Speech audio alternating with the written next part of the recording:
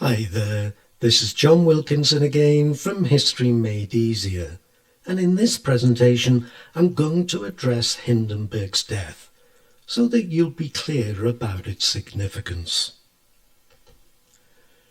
After Gleicheltung and the Night of the Long Knives, the only potential obstacle to absolute power for Hitler that remained in the state structure was Hindenburg. But he was hardly an obstacle in reality. He was a very old man, now aged 86, and he had lost his support structure from within the conservative elite. First Schleicher, and now, after the Night of the Long Knives, Papen. But he was the only legal means by which Hitler could have been removed from office. And besides, Hitler coveted the presidency, its powers and its prestige.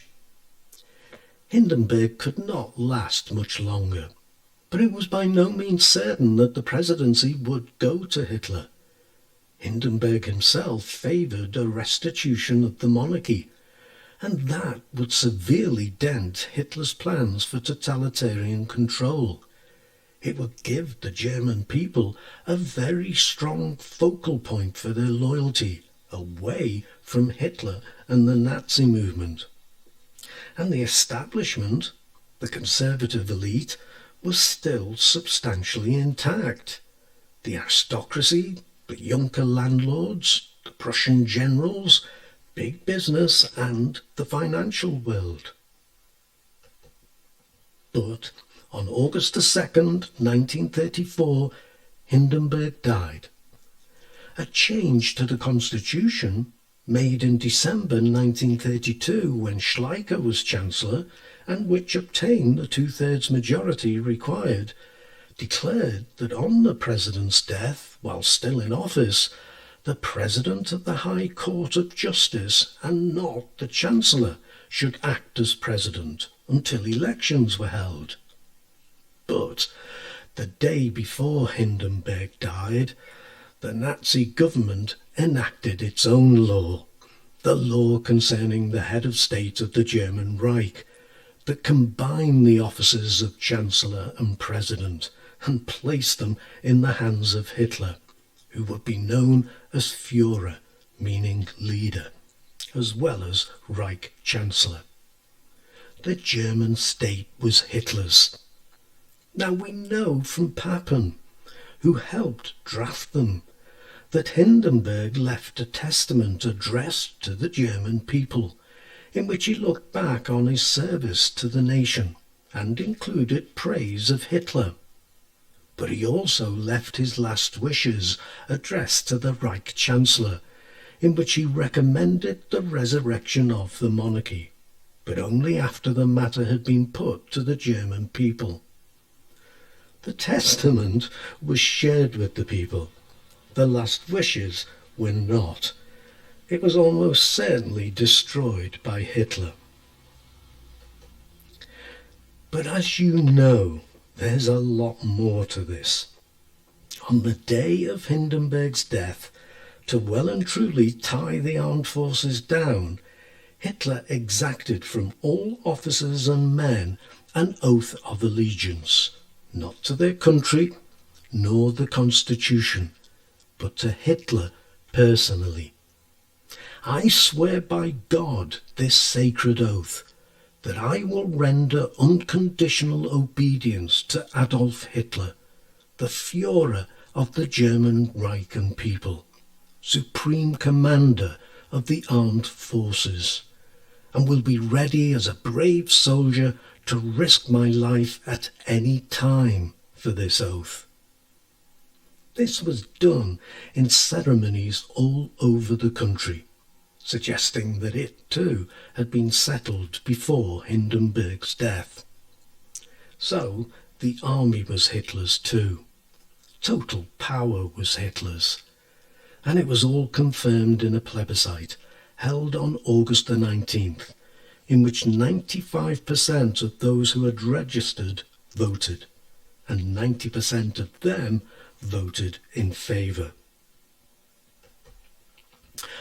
The relationship with the army or more specifically the army's commanders, would always be strained. The upper ranks were largely from the traditional elite with their own set of values. Though they shared some of those values with National Socialism, certainly a deeply embedded nationalism, they did look upon the National Socialists as a vulgar group, and their paramilitary SA had always been seen as undisciplined. They would also later have a very uneasy relationship with Heinrich Himmler and the SS, particularly when the Waffen-SS developed into what looked in many ways like a separate army. They would ultimately clash with Hitler over strategy and tactics. Their professionalism and tendency to err towards caution clashed with Hitler's belief in willpower and willingness to take risks. And when the war went badly for Germany, there were some prepared to assassinate Hitler. But there also opened up a greater gap between the military leadership and the junior ranks, as well as the rank and file, particularly after conscription was reintroduced in March 1935. For this brought the young men from the ranks of the SA and later the Hitler Youth into the ranks of the regular army. But still, until the war turned against Hitler, the army accepted his command. So, Hindenburg's death was no mere historical footnote. Interesting but not particularly important. Rather, it was extremely significant.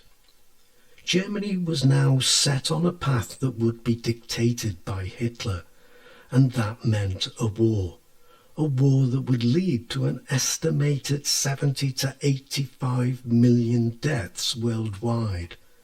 That's about 3% of the 1940 global population, while some 50 to 55 million of those deaths were civilians, and they included some 6 million murdered Jews.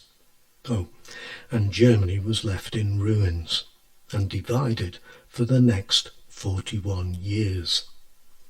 That's significant in my book. Now, don't forget that if you feel you might benefit from tutorials, I might well have a slot free. Just get your parents to get in touch with me at historymadeeasier@gmail.com and we'll see if we can sort something out. But for now, let me thank you for listening and end by wishing you the very best of luck with your studies. Cheers. And now I'd best go and see what my Puskin wants.